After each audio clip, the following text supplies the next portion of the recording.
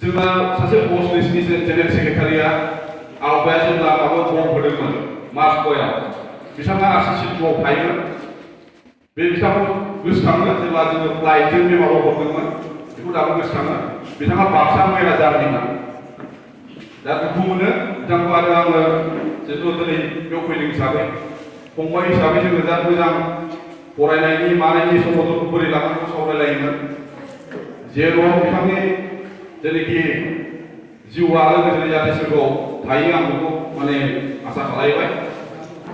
आरो लोगोसे इउनिभार्सिटियाव फैनाय लोगो लोगो गावखौनो गाव बहुद सेंग्रा बायदि मोनदों खिन्थु दा जों सेंग्रायाव गैला अब्लाबो जाथिनि सान्थौआव हाबा लादोंबाबो बोरायदों सानदोंबाबो खिन्थु जाथिनि सान्थौआव जोङो दासिमबो गियान इउनिभार्सिटि हिसाबै गावखौनो गाव खामानि मावो जिहेतु गुबुन डिपार्टमेन्टआव इडुकेसन डिपार्टमेन्टआव मावदोंबाबो जोङो जाथिनि सान्थौआव दासिमबो दुलाराय बर' फरायसाखौ हेफाजाब खालामबाय थायो आरो दुलाराय बर' फरायसा आफादनि जितु प्रिन्सिपल एन्ड आइडियलजि बेखौ दासिमबो रेसपेक्ट खालामनानै जोङो थांबाय थायो दा जिउआव जोङो आङो खोनाबाय थादों गुवाहाटी इउनिभार्सिटियाव माखासे कन्ट्रभार्सि जाबाय थादों एबसुनि एगेन्स्टै माबा मोनसे बिएसइउ दानांगौ आरो बिएसइउनि गेजेराव पस्ट दाफिननांगौ होननाय दा बेखौ जोंना बिदा गेदेर बिथाङा मा जिनिस एबसुआ नोंथांमोनखौ गासिबो क्लियार खालामलांजोबबाय दा मोनसेनो जेब्लासिम बड'लेण्डआ इस्युआ जोबा अब्लासिम दुलाराय बर' फरायसा आफादा पलिटिकेलाव बाहागो लाबाय थागोन मानो होनोब्ला बिथाङा बुंखादों दुलाराय जिहेतु बड'लेण्ड इस्युआनो जाहैबाय पलिटिकेल इस्यु उइदाउट पलिटिकेल जों माब्लाबाबो सल्युसन खालामनो हाया दा बेयाव बुंनांगौआ बहुद दङ जिथु नोंसोरनो जोंनि जेनेरेसन जोङो दिनै मोनसे डिपार्टमेन्टआव साख्रि मावबाय आरो जोङो सिचुएसनखौ बुजिबाय एजुकेसन डिपार्टमेन्टनि दिनैनि प्लानिं पलिसिखौ जों मिथिबाय दाख्लैसो जोङो बाजेट साबमिट खालामबाय अल आसामनि बियो जाहैबाय दिल्लीयाव 14 तारिखआव थांगोन आसामनिया स्टेटआव एसे जानाय थायो आरो बे प्लानिं एन्ड पलिसियाव मा हाबनानै दङ बे जिनिसखौ जोङो दिनै हाबनानै मोनबाय हाबनानै मोननायाव जोङो नुदों जिनिसा जिउआवसो आरो बेखौ मावनांगौ दायथ'आ नोंथांमोननिनो दिनै ओंखायनो आं माखासे जिनिस एडुकेसननि माखासे जिनिसखौसो बुंगोन जे संगठननि जिनिसखौ जोंना बिदा गेदेरा बुंखाजोब्बाय गासिबो दा बेयाव जाहैबाय बे जोङो एडुकेसन डिपार्टमेन्टआव मावनानै जोंनि जेनोखि सिचुएसना डेन्जार गिख्रंथाव रडआव सेक्रेटारिसिम बर'लेण्डनो मोनसे होनदों खिन्थु बे नङा सिङाव ओरैबायदि गला जानानै दं जोंनि एडुकेसन माने सिस्टेमा बे जिनिसखौ रिभाइभ खालामनांगौनि दायथ'आ जोंनि नैबे नोंसोरनो दा जिथु इउनिभार्सिटिया जोंना नर्थ इस्टआव मा नर्थ इस्ट माने आसामाव जोंना गुवाहाटी इउनिभार्सिटिखौ मोनसे इन्टेलेक्सुवेल हाब नांलाय जिहेतु आरो जोंबो बेयावनो फरायनानै थांदोंमोन बे हिसाबै मा जादों जोंनि जेनोखि इडुकेसननि सिनारिय'आ दिनै चिरां डिस्ट्रिक्टआव जों खामानि मावनानै मोनदों आरो प्लास मोनसे एडमिनिस्ट्रेसन सिस्टेमा ओरैबायदि दुर्बल जाबाय दिनै टेट पास जानायखौ नाय नोंथांमोना नोंसोर थांनानै टेट लिरसिगोन टेट हैनांगौबा मा नांगौ नोंथांमोना दिनै मिथिगौ दिनै मा जादों टेटखौनो होनो हाया अबस्था जादों आरो जोंना पलिटिकेल ओरैबायदि गोजौआव थांबाय बर' मिडियामाव टटेल बिएड पास जानायानो ओरैबायदि खम जाबाय माने बर' मिडियामनि थाखाय एक्सट्रा मा खालामनाया टेट पास होनो हायै बायदि अबस्था जाबाय ओंखायनो नैबे जोंनि लेभेलाव मोनसे साननांगोन ओंखायनो आं सानदों मोनसे समाव जोङो जेब्ला बस लिस्ट मावदोंमोन बे समाव जोङो गामियाव बेक जाफिननानै जेब्ला गरम बन्द मोनो फ्रि जायो हिन्जाव जा हौवा जा जोङो थांनानै मा सामार भेकेसनाव क्लास 9 10 नि स्टुडेन्टफोरखौ मा खालामोमोन कचिं खालामोमोन खिन्थु बे फैयै मोनसे समाव केप जाफैबाय ओंखायनो आं दिनै खावलायगोन नोंथांमोना जाहाथे बेफोर माखासे एक्टिभिटिखौ जेब्ला गामि लेभेलाव खालामहैयो अब्ला इन्टारेस्ट फैयो जोङो आगोलाव नों सांग्रांनि लिडारशिपआव रुनिकाटायाव खालामहैदोंमोन क'क्राझाराव खालामहैदोंमोन नियारेस्ट जेब्ला आं प्रेसिडेन्टमोन प्रणबज्योतियाबो एडभाइजारमोन अब्ला जोङो बाथौफुरियाव बर' मिडियामखौ बेयाव खालामहैदोंमोन दा बेफोर माखासे जिनिसफोरखौ नैबे नोंसोरनो मावनानै मोनो यां इउनिभार्सिटि हिसाबै ओंखायनो आं बारे बुंदों दिनै सोरबा साख्रि मावदों साख्रि मावग्राया बबेबा मोनसे एंगेलनि खामानिखौ मावनांगोन दिनै आङो मैया मोनसे जिनिस बेवहाय स्पेसियेल टेकनिक बेखौ नुनानै आङो जा माथा गरम जादों आगोलाव जाहैबाय बेखौ नोंसोर मिथिला पेपार फरायोबा मोनसिगोन शिक्षा कर्मी होननाय मोनसे दंमोन बे जाहैबाय स्पेसियेल टेकनिक एलिमेन्टारि लेभेलाव चिरां डिस्ट्रिक्टआव अनलि बर'आ सानैल' क'क्राझाराव अलमस्ट 3 बोसोरल' थागोन उदालगुरियाव 3 बोसोरल' थागोन दा बेबायदि अबस्था आरो मोनसे जिनिसखौ नायनांगोन दिनै जोंनिया जोङो जेनेबा नों अफिसाव मावनाय हिसाबै जोङो माखासे लेभेलाव गभर्नमेन्टखौ माखासे लेभेलाव जों बुंनो हाया खिन्थु दिनै एसे जाथि हिसाबै बुंनांगौ जानानै फैबाय मानो बुंनांगौ जादों बिटिसिआ दिनै सालायबाय थादों खिन्थु खुनु मोनसे एक्ट गैया खुनु मोनसे एक्ट गैया नोंसोर मोनथिना मोनथिया नोंसोर फरायनानै मोनसे लेजिस्लेचार जिहेतु बिटिसिआव पावार दं लेजिस्लेचार पावार मा जायो मोनसे एक्ट बानायनायनि क्षमता थायो आरो एक्ट बानायनानैसो मा खालायनांगौ जेरैखि स्किम फैदों मा फैदों बेखौ इमप्लिमेन्ट खालायनांगौ दिनै नाय टेट फाथिदों टेटखौ दिनै बिटिसिआ मा खालायनो हायाखै जेबो खालायनो हायाखै दिनै टेटखौ मा खालायदों स्टेटनिफ्राय जे हरदों बेखौल' रेजिस्टाराव बायदि जास्ट नायबाय थादों खिन्थु बेयाव मा जोंनिया जेरैखि बर' मानसिफ्रा जे मोननांगौमोन बिजनेसखौ दिनैसिम मोननानै थाङाखै बेबायदि अबस्था आरो दिनै नों टिचार्सनि समस्याखौ नाय जोङो स्कुल लेभेलाव बेरायो मास्टारफ्रा खुनु एवारनेस जेबो गैया जेराव जोंनि बर' टिचार्सफ्रा आरो एवारनेस सिस्टेमाव जों नुबाय सानै साथामसो टिचार्सखौ नुबाय बिसोरखौथ' बबेयावबा साहा दखानाव माबा थालांनानै बिसोर टिचार जाफैगोन मोनसे समाव बिसोरखौ आङो टारगेट खालामनानै लिरहोबायबो बर्डआव ABCD मुखस्थ' हाया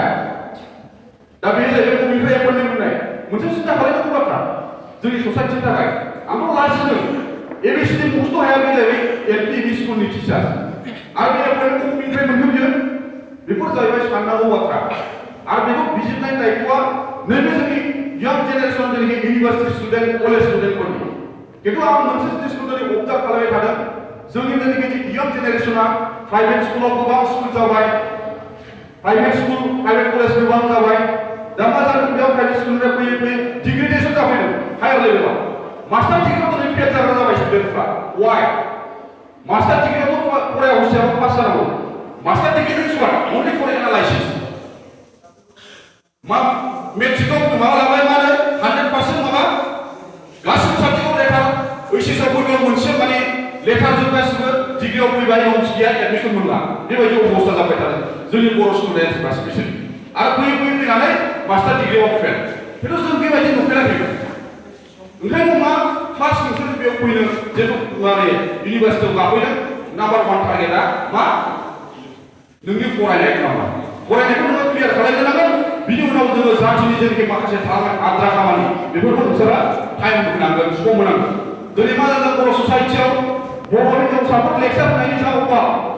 जेरावखि जाया जोङो अनसुलि दैमारि बायद'मोनखौ लेंहरनांगौ मानो ओरैबायदि गेप जाबाय लिडारनि क्राइसिस दिनै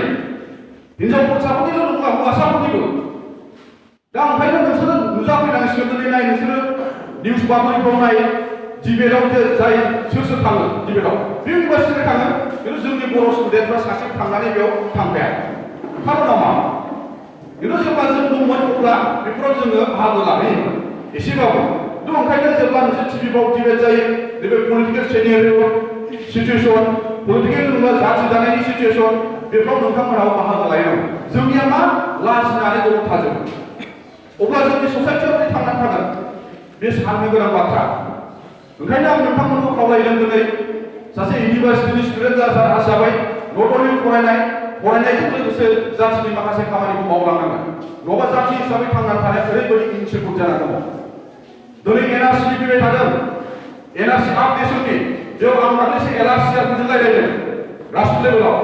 LRCRफोरजों रायज्लायनायाव मा मोनबाय एबार गोलावफोरनि जेनेखि मुस्लिमफोरनिखौ दाननायनि जा माबा सोलिदों आरो बेयाव जाहैबाय जोंनि टिचार्सफ्रा मा ओरैबायदि अबहेला थार्ड क्लास मानो थार्ड क्लास मालाबाबो NRC डिउटि मावनो नागिरा आरो बेयाव NRC डिउटियाव मेक्सिमाम गथ'फोरा Bengali teacher and Muslim teachers B careful आरो बिसोरनि सेसनाय अफिसारा जास्ट सिकित्सा नङि दा जोंनि बर' टिचार्सफ्रा मा NRCखौ मावनो नागिरा गभर्नमेन्टनि डिउटिया हाई स्कुल दं होननानै खिन्थु NRCआव खय गथा मावहैनांगौ बेफोर जाहैबाय गासिबो प्लानिं एन्ड पलिसि दा बेफोर जिनिसखौ जोंनि मा यां जेनेरेसनफ्रा मावनो बे जिनिसखौ जोंनि यां जेनेरेसनफ्रानो थिग खालामनांगोन नङाबा बिसोर बोरायफ्रा थांबाय दिनै NRCनि सिचुएसनाव मा जानानै दङ दिनै मैयासो फेसबुकआव भाइरेल जाबाय नोंथांमोनाबो बेखौ डिबेट खालामनांगोन आरो बे भाइरेल खालामनाया सोर आरो राइट ना रं बे डिसिसनखौ नोंथांमोना होनांगोन दिनै 15 तारिख 30 तारिख उनावनो डिक्लेयार खालामगोन दिनै पपुलेसन पेटार्न नाय गासै जोंनि लोकसभा एमपि लोकसभा बिफानाव टोटेल 16 लाख सामथिं पपुलेसन दं कटास बे कटासाव बर'आ दं 4 लाख सामथिं दं अब्ला जोङो एनआरसियाव एसेबाबो जुदि माबा खालामनो हायोबा खिन्थु बे मेन्टेलिटिया जोंनाव गैया दिनै जोङो राइट टु इनफरमेसन जाबाय जों अफिसाव मावो बर'फ्रा जाहैबाय खुनुदिन दिनैसिम इनफरमेसन बिफोरनाय रेकर्ड मोनाखै आं अफिसाव मुस्लिमफोरनि बेसेबां रिप्लाइसन नोंलाय उमुक साख्रिया जादोंमोन मानि थाखाय जादोंमोन बिनि क्वालिफिकेसना बेसेबांमोन बेबायदि मोनसे ओरैबायदि सिस्टेमजों बिसोरो खामानिखौ मावो नों खुनु जेबो पात्ता मोननाय नङा ओंखायनो नोंथांमोना बे जिनिसखौ एवारनेसखौ जों नोंसोरो बेयावनो फरायनानै थाया हसिया गामियाव थांनानैबो खोन्थाहैनांगोन फोरोंहैनांगोन जोंनि आइ आफादफोरखौ खिन्थु जोंनाव दा नुबाय थादों ओरैबायदि गेप जाबाय फरायनाय मेन्टेलिस्टिक्स जाबाय आरो मोनसे लेभेलाव गोजावदों माने उमुगावसो फैसा मोनोनो उमुगावसो थाखा मोनोनो बिजोंसो थाङो बे नङा दिनै नायबानो जाबाय नोंसोरो एसएसखौबो नुबाय थादों दिनै जोंनि लोगोफ्रानो गासिबो रावबो थाखा लानानै साख्रि लायाखै जिमान दङ इउनिभार्सिटियाव दिनै सामफ्रामबो दङ भुगलमोन दङ सिआइटिआव गासिबो दा जोंनिया मा उमुकजों थांबासो उमुगाव ओरैबायदि मावबासो साख्रि मोनगोन थाखा मोनगोन ओरैबायदि जों मेटेरियलिस्टिक मानि माबाजों पास जानो नागिरदों ओंखायनो जों दिनै फैनायनि खारना बेनो जे नोंथांमोना जाहाथे एसे माने टप लेभेलाव स्टुडेन्ट हिसाबै नोंथांमोना जोंनि गामि लेभेलनि फरायसा गामि लेभेलनि स्कुल्सफोरखौ नोंथांमोना मोजाङै नायनांगोन गामिनि स्कुला मारै सोलिदों गामिनि गथ'फ्रा मारै सोलिदों बेखौ नायनांगोन नोंल' मोजां जाबा जानाय नङा खाथियाव जुदि सिखाव थायोबा नोंखौनो खावबाय थागोन आंखौ नङा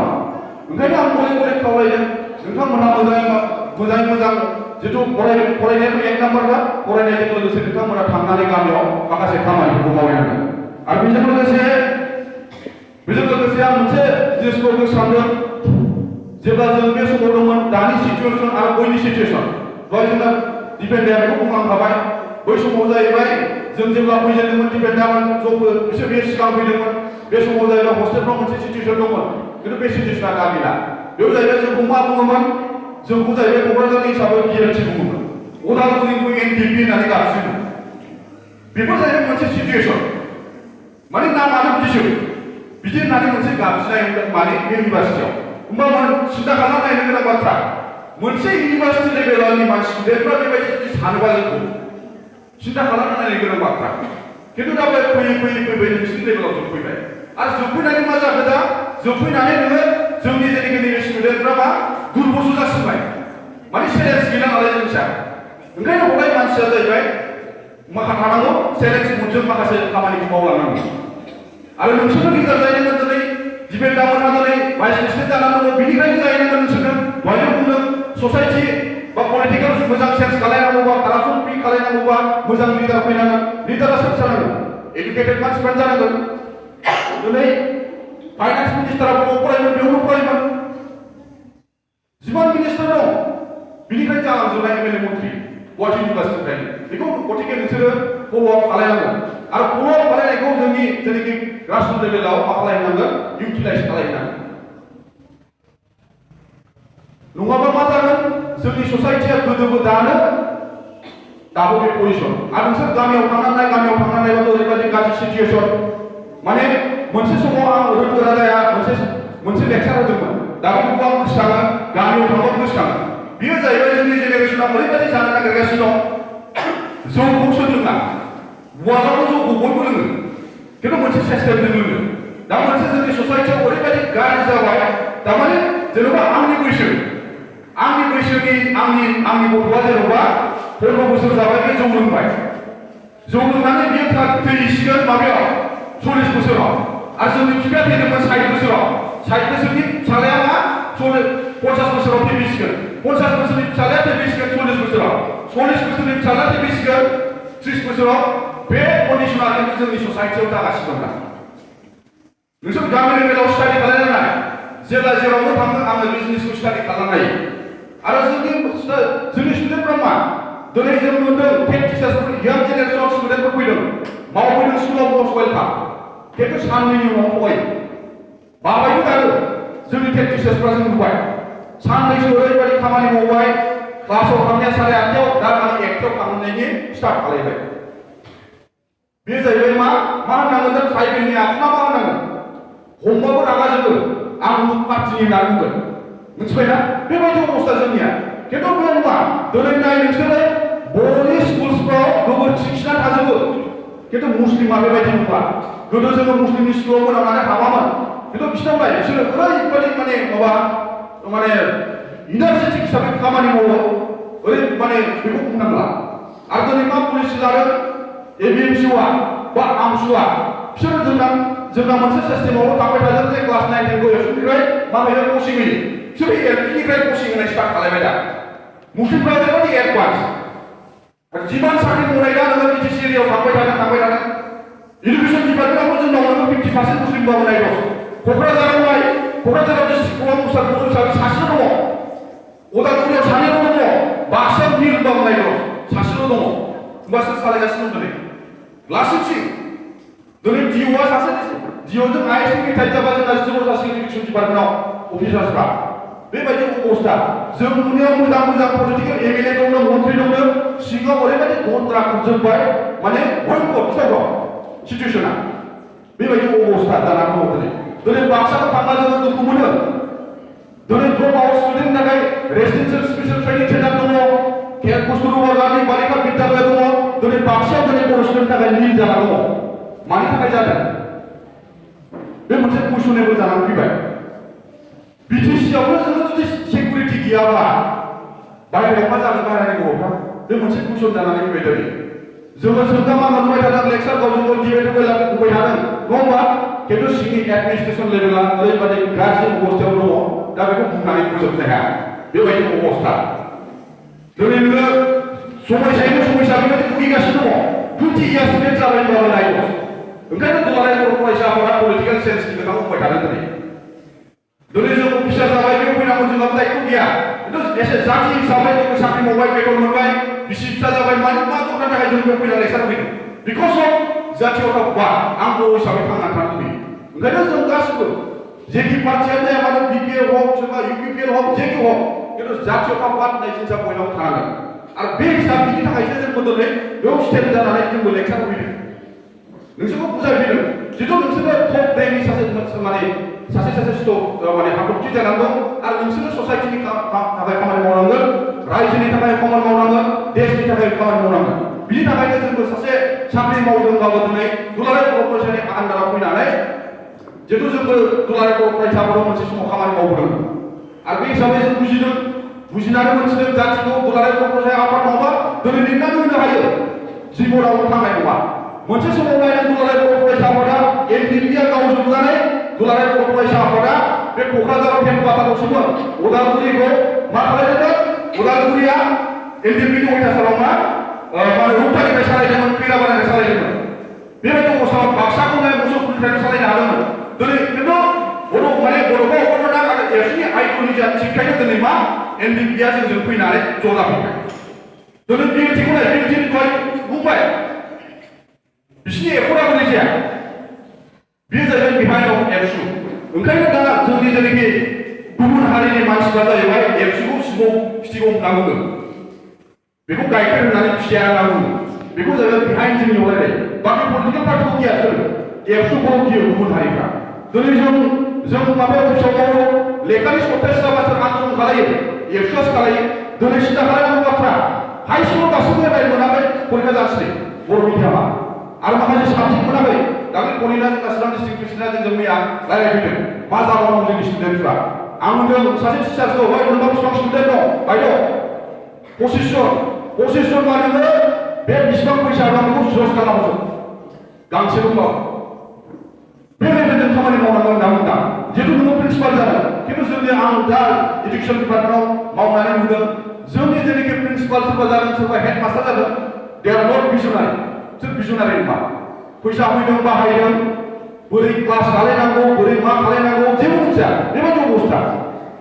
ओंखायनो नैबे जोंनि यां जेनेरेसनानो थांनानै नोंथांमोनानो माखासे लेभेल खामानिखौ मावहैनांसिगोन थांनायखौ थांनो होदों खिन्थु फैनायाव जोंनि जेनाखि बर'नि जेनाखि हालोदा मोजां जानांगोन दा बेफोरबायदि माखासे सिचुएसनफोरखौ जों सौग्रावबाय थादों एडमिनिस्ट्रेसन लाइनाव मावनानै खामानि मावनानै दिनै नाय स्टेटआव फैयो जोंहा सासे बायद' दङ ओरैबायदि डिसक्रिमिनेसन खालायो बियो जाहैबाय साख्रिखौ रिजाइन मोनसेमोन स्टेटआवबो रिजाइन बेयाव जों बायद'आवनो रिजाइन होनो नाङा बेबायदि अबस्था ओरैबायदि खालायो स्टेट मिसन अफिसनिफ्राय लेखा होन टेक्सटबुक जिमान होन सर्व शिक्षा अभियान मिसनआ दिनै राज माबा समग्र शिक्षा अभियान जाबाय बेनिखायनो गासिबो जिनिसा जाबाय जाजोबो दा बे जाहैबाय बायद'आ रिजाइन होनाय बाक्सानि मिना फेकाटारि होननाय जों बायद'आव मानो रिजाइन होनो दरकार गैया जों दंना दा बेबायदि मेन्टेलिटिजों बिसोरो खामानि मावो आरो बिसोर जाहैबाय नोङो बुलायनानै मावा खामानिखौ बिसोरो जाहैबाय गावसोरनि ब्रेनजोंसो खामानिखौ मावो जोंनिया बुलायनानै खामानिखौ मावो थ' बिसोर ब्रेनजोंसो नायनाय लेखा सर्टेज खालायनाय कन्टिनिउ बे दिनैनिल' खोथा नङा आरोबाव जोंनि टिचार्सफोरनिबो माखासे भुल दं बर' हेड टिचार्सफोरनि स्पेसियेलि बारे बारे इन्सट्राक्सन होखानाय जायो 70% लेखाखौ हरनाय जागोन 30%खौ नोङो नोंनि रिक्सआव थिक खालामना दोननांगौ खिन्थु जोंनि टिचार्सफोरखौ दिनै साबसिन गुबुन नुवाखै जों सासे सानै नुबाय फोरोंगिरि खिन्थु 90% फोरोंगिरिफ्रा बे खामानिखौ मावनो नागिरो ओंखायनो एसे यां जेनेरेसन हिसाबै नोंसोरो माखासे खामानिखौ मावनांगोन लोगोसे दिनै जोङो जेनाखि फैनायनि खार'ना जाहैबाय आगोलाव जाहैबाय सानरेगाया दासिमबो दं बसनिसमोन फैयै फैनानै एबसु जाफैबाय दा बेयाव जोङो बुंदों जे आगोल जिहेतु गेप जाबाय सिनियरफोरखौ मोनथिलायला सोर मामोन जोंनि स्टुडेन्टआनो फैबाय दिनै कनकदानिखौ स्टुडेन्ट दहाय मोसानो होननानै बुंदों फानगुदि दा बियो मामोन दिनै मोनथिया दिनै सुलेमाना प्रणब नार्जारिया सोरमोन बे मोनथिया ओंखायनो एट ए ग्लेन्स जिहेतु बसनिसनिफ्रायनो दुलाराय बर' फरायसा आफाद जाफैदों बेखौ जाहाथे नेक्स्ट मेगाजिनाव होयो होननानै दिनै आंनि समनि जेनाखि मेगाजिन बे मेगाजिनखौ दिनै आं लानानै फैदों दा अब्लासो जोंनि मोनसे लिंकआ थादों मोनसे लेभेलाव गेप जादों गेप जानाया मा दिनै समिदा थांबाय एबसुआव आरो बिनि उन थांबाय थादों आरो बुंबाल' नङा दुलाराय बर' फरायसायाव हिनजावफोर दिनै क'क्राझार डिस्ट्रिक्ट दिनै रंगिना बरगयारि होननाय बिथाङा दिनै मोजां स्पिच होबाय दा बेबायदि मोनसे लिडार क्रिएट खालामनांगोन खिन्थु गुबुन संगठनफ्राव बे लिडार क्रिएसना जायाखै दिनैसिमबो जोंबो दिनै दुलाराय बर' फरायसाफोराव थानानै बुहुत जिनिस सोलोंबाय बबेयाव मा लेभेलाव खामानि मावनांगौ सोरजों मारै डिल खालामनांगौ बे जिनिसखौ मोनथिजोब्बाय ओंखायनो नोंथांमोनहाबो फरायनायजों लोगोसे लिडारबो ओंखारनांगोन आरो लिडार ओंखारबा टेक्सखौ सोर सालायगोन आरो प्लास मा साख्रियाथ' साख्रि थाखाबाय साख्रिखौथ' मावखाना नांगोन आरो गासिबो जायगायाव बिभिन्न एंगेलजों थांनांगोन लिडारबो ओंखारनांगोन IAS IPS अफिसारफ्राबो ओंखारनांगोन खिन्थु दा मोनसे लेभेलाव जोंहा लिडारनि जेनाखि क्राइसिस जादों हिनजावसाफोरनि मोना जादों दिनैसिम लेक्सार नुनोनो मोना फेसबुकफ्राव दिनै डिबेट होनाय डिबेट खालामनाय जोङो बहुद नुबाय रेडिअफ्राव टिभिफ्राव खिन्थु जोंनिफ्राय दिनैसिम नुवा आं नोंसोरथ' मोनथिखायो मिडिया सोरनि आन्दाराव सोलियो गासिबो एसामिसफोरनिखा नंनायनि नोङो उपाय गैखाया गथिखे बेजोंनो सोलिनांगोन जोङो बे लेभेलजोंनो सोलिनानै माखासे जिनिसखौ मा खालामना लानांगोन सोबख'ना लानांगोन टारगेट खालामनानै दा बेखिनिखौ बुंबाय आङो आरो लोगोसे दाबो गोसोखाङो गुवाहाटि इउनिभार्सिटिनि जेनाखि आगोलनि सिटुएसनफोरखौ आगोलाव माबायदिमोन जेब्ला आंबो आरसिसिटिआव थादोंमोन प्रणबदाबो आरसिसिटिनि गोजा बायदिनो ओमफ्राय बुखना जोंना माबायावमोन 87आवमोन सरि 88आवमोन बे समाव ज'यैनो जोङो थायोमोन ओंखायनो आं मोनसे जिनिसखौसो खावलायनो नागिरदों जों आगोलाव माने ज' साहा लोंनानै ज' रायलायोमोन बैयाव नों लेखाखौ बोरै फरायदोंबा सोरबा होनगोन बै मुसारि सायाव थानानै सारा हाथ्राबा मुसारियाव ओरै सिदा नायगनाव फरायलांलायनाय स्टेप दाउन दिनै गुवाहाटि माबायाव बड'लेण्ड इउनिभार्सिटियाव लेक्सार जाहैबाय आरो जलिन दामोन दङ दिनै गासिबो जोंजोंनो बुंजोबो खिन्थु नैबेयाव मानो दिल्ली जानो नागिरदों आं बुजिनो मोनाखै बड'लेण्ड इउनिभार्सिटि जिमान हिस्ट्रि डिपार्टमेन्टनि जिमान दङ जिमान पलिटिकेल साइन्स डिपार्टमेन्ट दङ गासिबो जाहैबाय जोंनि एखे बेस बायदिनो गोजा नैबे सांग्रांमोननि फ्राय आप टु जोंनि सेनियरनि डिबेट दामोननि बिनि गेजेरावनो दा बिभिन्न कलेजाव साख्रि मावनानै दंजोबो दा बिथांमोनानो नोंसोरखौ प्रडाक्ट खालामहरगोन दिनै बिजनि कलेजनिफ्राय फैयो गोगोम ब्रह्म कसारिमोन दङ इन्द्र दामोन दङ आरो नै उदालगुरियाव दङ मेला जोंनि लोगोफोर रश्मिमोन दङ दा बेबायदि नोंसोरबो खामानि मावनांगोन आरो लेक्सारार लेभेलाव जिथु सर्टेज जाबाय दिनै SCS अफिसार दङ जोंनिनो लोगो माबा दा दिनै चिराङाव एसिस्टेन्ट कमिसनार जाहैबाय जोंजोंनो ज' फरायजोबनाय दा नोंसोरबो ओंखायनो मा जोंनि स्टुडेन्टफोरखौ आं मा नुदों माने न'आव जोंबो माने मोजां मोननाय दंमोन बेखौथ' मिसा खोथा होननानै लाब गैया होनबा बयबो थायो गार्लफ्रेन्ड बयफ्रेन्ड जोंबो बे आंनि हिन्जावाबो बेखौ मोजां मोननानै जों हाबा जाहैबाय खिन्थु जोंनिया मा जायो दा